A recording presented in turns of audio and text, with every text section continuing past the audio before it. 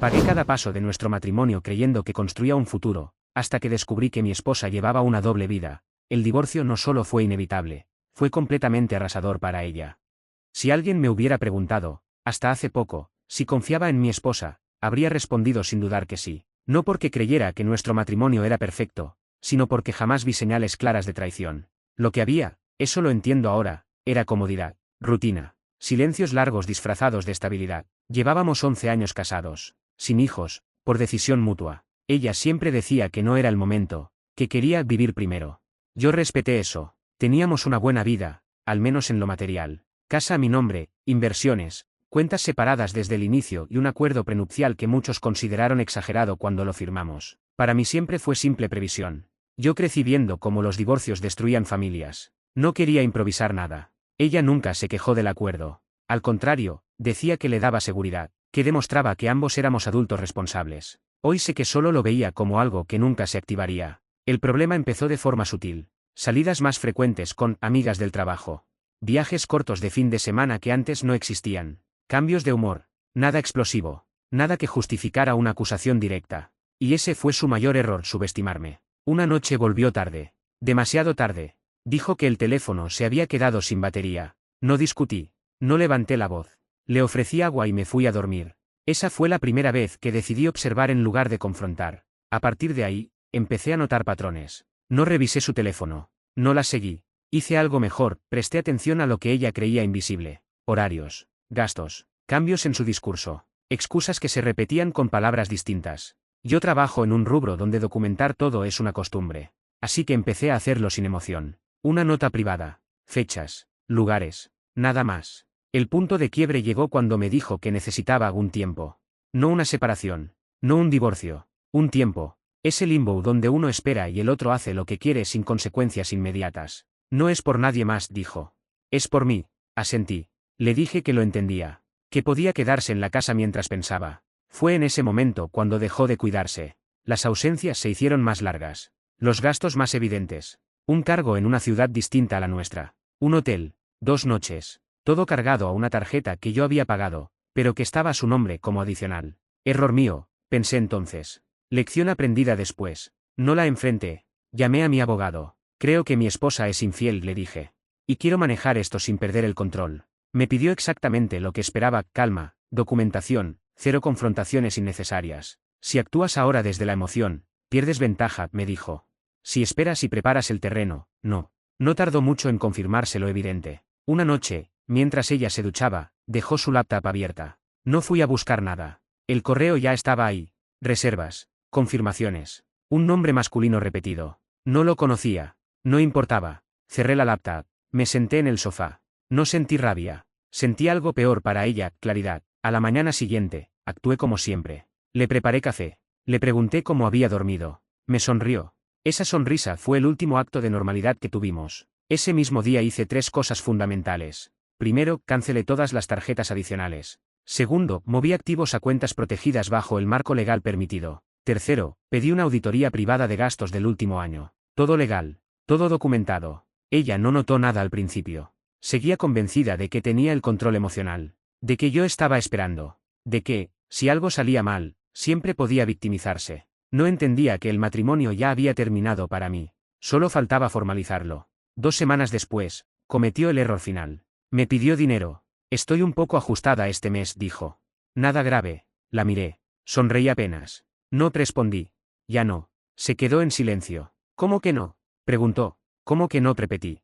Ya no voy a financiarte. Ahí empezó a sospechar. Pero ya era tarde. Esa misma noche le dije que necesitábamos hablar. Esta vez no fue una conversación. Fue una notificación. Voy a iniciar el divorcio, le dije. Y ya está todo preparado. Se rió. De verdad se rió. ¿Con qué?, preguntó. ¿Con qué pruebas? La miré sin levantar la voz. Con las suficientes para que no te quede nada. Su risa desapareció. Y en ese instante entendió algo que yo ya sabía desde hacía semanas. No estaba frente a un esposo herido, sino frente a alguien que había decidido terminar esto de forma definitiva. El silencio que siguió a mis palabras fue espeso. Mi esposa no respondió de inmediato. Se quedó mirándome, como si intentara decidir qué versión de sí misma debía usar. La víctima, la indignada, la confundida. Yo la conocía lo suficiente para reconocer ese cálculo. Estás exagerando, dijo al fin. No puedes simplemente decidir que me quedo sin nada. No lo decido yo, respondí. Lo decide el acuerdo que firmamos. Se levantó del sillón y empezó a caminar por la sala. Se detuvo frente a la ventana. Evitaba mirarme. ¿Desde cuándo estás así?, preguntó. ¿Desde cuándo planeas esto? Desde que dejé de creer en excusas, dije. Desde antes de que pidieras un tiempo. Giró bruscamente. No tienes pruebas, te insistió. No puedes acusarme sin pruebas. No te estoy acusando, respondí. Te estoy notificando. Eso la descolocó. Esperaba una discusión. Un intercambio emocional. No un cierre administrativo. Esa noche no dormimos juntos. Ella se encerró en el dormitorio. Yo me quedé en el sofá, revisando documentos en la laptop. No por obsesión, sino por disciplina. Tenía una lista clara de pasos y no pensaba desviarme. A la mañana siguiente, encontré un mensaje suyo en la mesa: necesito hablar. No respondí. Ya habíamos hablado. Salí temprano y me reuní con mi abogado. Le entregué la auditoría preliminar. Gastos fuera de la ciudad, hoteles, restaurantes. Fechas que coincidían con sus tiempos. No había ambigüedad. Esto es suficiente para activar la cláusula, dijo. Pero si quieres que el impacto sea total, necesitamos cerrar flancos. Hazlo, respondí. No quiero medias tintas. Esa misma tarde, presentamos la solicitud de divorcio. Sin escándalos, sin redes, sin advertencias públicas. Solo documentos sólidos y una narrativa clara. Incumplimiento contractual. Uso indebido de recursos comunes. Mala fe. Cuando regresé a casa, ella estaba sentada en la mesa con su teléfono en la mano. Había llorado. No de tristeza, de miedo. Me llegó una notificación, dijo. ¿Ya hablaste con un abogado? Hace semanas, respondí. ¿Semanas?, repitió. Mientras yo estaba aquí, mientras tú estabas en otro lado, dije. Se levantó de golpe. Esto es abuso, gritó. Me estás castigando por querer espacio. No, respondí.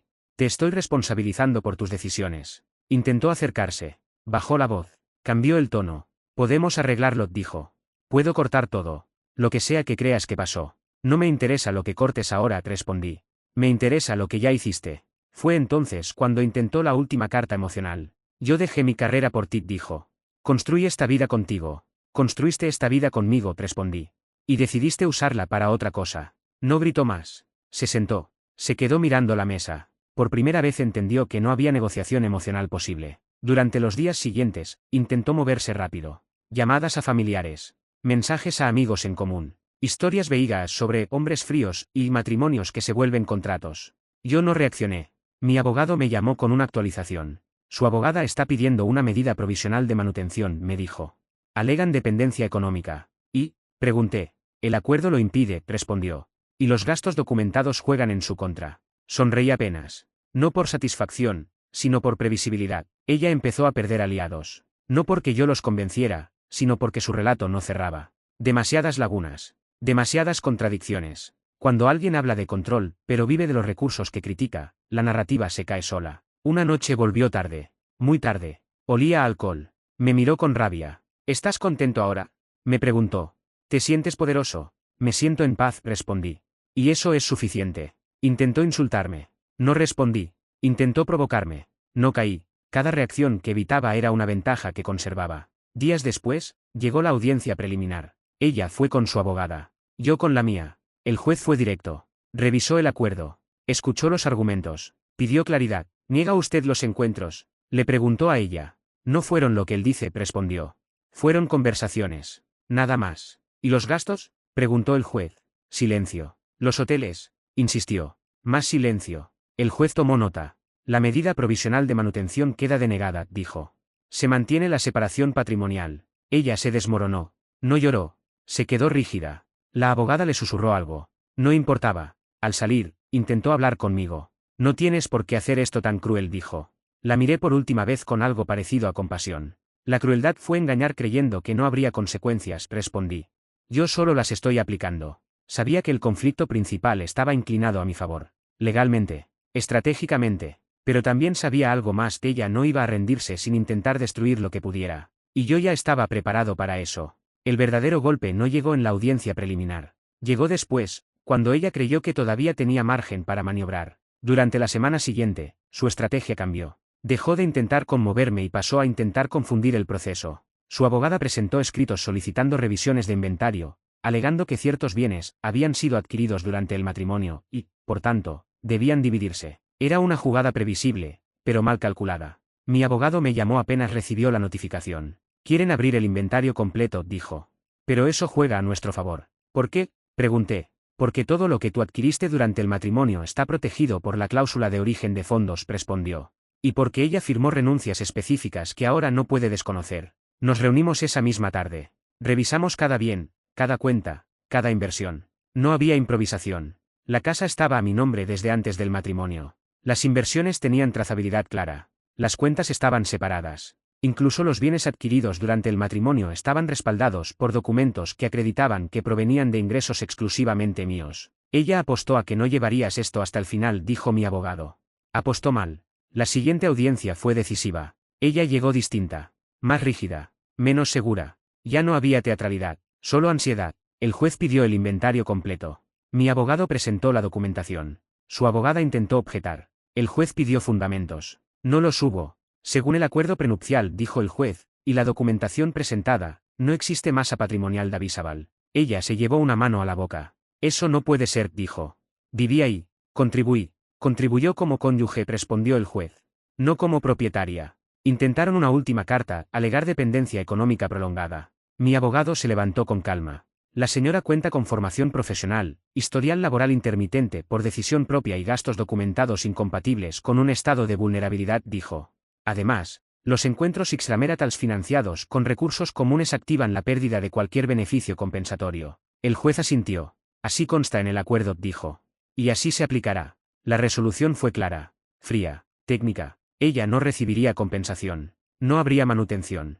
No habría reparto de bienes. No habría revisión posterior. Legalmente, el matrimonio quedaba disuelto sin que ella obtuviera absolutamente nada de lo que no fuera estrictamente personal. Cuando el juez terminó de leer, ella se quedó inmóvil. No lloró. No habló. Su abogada le susurró algo. No respondió. A la salida, intentó acercarse a mí por última vez. ¿De verdad vas a dejarme así?, preguntó. Después de todo. La miré sin dureza, pero sin concesiones. No te dejo así, respondí. Te dejaste así cuando creíste que no habría consecuencias. Esa noche volvió a la casa para recoger lo último. No discutimos. No había nada que discutir. Metió sus cosas en silencio. Se detuvo en la puerta. Nunca pensé que llegarías tan lejos, dijo. Nunca pensé que me obligarías a hacerlo, respondí. Cerró la puerta. Pensé que ahí terminaría. No fue así. 2 días después, intentó un último movimiento desesperado, publicó un texto largo en redes sociales. Esta vez sí fue más directa. Habló de castigos económicos, de hombres que usan contratos para destruir mujeres, de traición emocional. No mencionó mi nombre, pero el mensaje era evidente. Mi abogado actuó de inmediato. Presentó una advertencia formal por incumplimiento de cláusulas de confidencialidad, adjuntando la resolución judicial. No pedimos disculpas públicas. Pedimos cese inmediato. La publicación duró menos de 1 hora. Después de eso, el silencio. Pasaron semanas. Luego meses. Su nombre dejó de aparecer en conversaciones. En reuniones. En planes. No porque yo lo pidiera, sino porque el conflicto había sido demasiado claro. Demasiado documentado. La gente no sabía todos los detalles, pero entendía el resultado. Yo seguí con mi vida. Sin celebraciones. Sin discursos. Sin necesidad de justificarme. Un día, recibí una notificación final del juzgado, archivo definitivo del expediente. Sin recursos pendientes. Sin instancias abiertas. El divorcio no solo había sido devastador para ella. Había sido irreversible. Y mientras leía ese documento, entendí algo que no se habla lo suficiente: ser firme no es ser cruel. Esperar a que la verdad salga sola es cómodo, pero actuar a tiempo es lo que realmente protege. Yo no levanté la voz. No pedí lástima. No improvisé. Solo ejecuté. Pero aún quedaba algo pendiente. No legal. No económico. Algo más silencioso. La consecuencia final. Las consecuencias no llegaron de golpe. Llegaron como suelen hacerlo las cosas irreversibles, despacio, sin ruido, y una por una. Los primeros días después del archivo definitivo del expediente fueron extrañamente tranquilos. No hubo llamadas. No hubo mensajes. No hubo intentos de reabrir nada. El silencio no era paz, era aceptación forzada. Para alguien que había vivido durante años creyendo que siempre habría una red de seguridad, la ausencia de opciones fue el golpe más duro. Yo seguí con mi rutina. Trabajo, gimnasio, cenas simples. No hice cambios drásticos. No necesitaba demostrar nada. El divorcio había terminado, pero el proceso interno seguía acomodándose. No con dolor, sino con una especie de reajuste mental de aceptar que una etapa se había cerrado de forma definitiva. Un viernes por la tarde, recibí un mensaje de un número que no tenía guardado. Soy Ana, la hermana de Laura. Necesito hablar contigo. No respondí de inmediato. Pensé si tenía sentido abrir esa puerta. Decidí hacerlo con límites claros. Dime, respondí. La llamada llegó minutos después. No te llamo para pelear, dijo.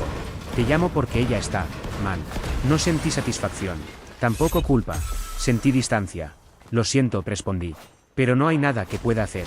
Se quedó sin nada, dijo. Pensó que exagerabas. No exageré, respondí. Advertí. Hubo silencio al otro lado. Ella dice que la destruiste, añadió. No, respondí. Yo puse un límite. La destrucción fue una consecuencia. Colgué sin discutir. No por frialdad, sino porque entendí que cualquier conversación adicional solo serviría para redistribuir culpas que ya estaban asignadas. Con el paso de las semanas, empezaron a llegarme fragmentos de información. Nada directo. Comentarios sueltos. Gente que no preguntaba, pero dejaba caer frases. Laura tuvo que mudarse a un lugar más pequeño. Vendió cosas, canceló planes. Personas que antes la rodeaban se fueron alejando, no por mi influencia, sino porque ya no era útil mantener una cercanía basada en una versión que no se sostenía. El ex, ese que había sido el detonante silencioso de todo, desapareció rápido. No había heroísmo ni rescate. Nunca lo hay.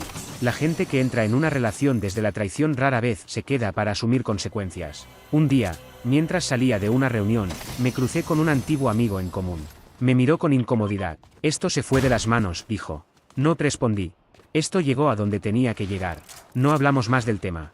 Lo más curioso fue darme cuenta de que, sin hacer nada, mi vida se volvió más ligera. No porque celebrara su caída, sino porque había dejado de cargar con una tensión constante que había normalizado durante años.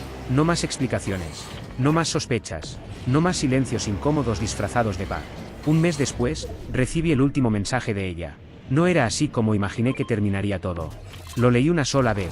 No respondí, porque la verdad es que tampoco era como yo lo había imaginado. Pero era como debía ser.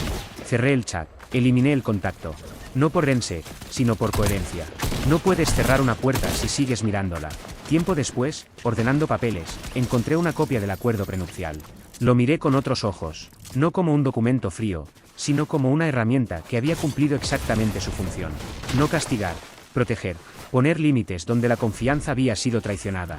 Aprendí varias cosas de todo esto. Aprendí que esperar a que la verdad salga sola suele ser una forma elegante de evitar decisiones difíciles. Aprendí que actuar con calma y estrategia no te convierte en villano, aunque a otros les incomode. Y aprendí que el karma no siempre llega como una escena dramática, sino como una suma de consecuencias perfectamente legales. No levanté la voz. No humillé públicamente. No busqué venganza. Simplemente ejecuté lo que ya estaba escrito. El divorcio fue devastador para ella no porque yo quisiera destruirla, sino porque apostó todo a que yo no haría nada. Y perdió. Hoy, cuando alguien me pregunta si volvería a casarme, no digo que no. Digo algo distinto, volvería a casarme sabiendo exactamente qué límites no estoy dispuesto a cruzar ni permitir que crucen por mí. Porque el amor puede terminar. La dignidad, no debería. Y eso fue lo único que me aseguré de conservar hasta el final.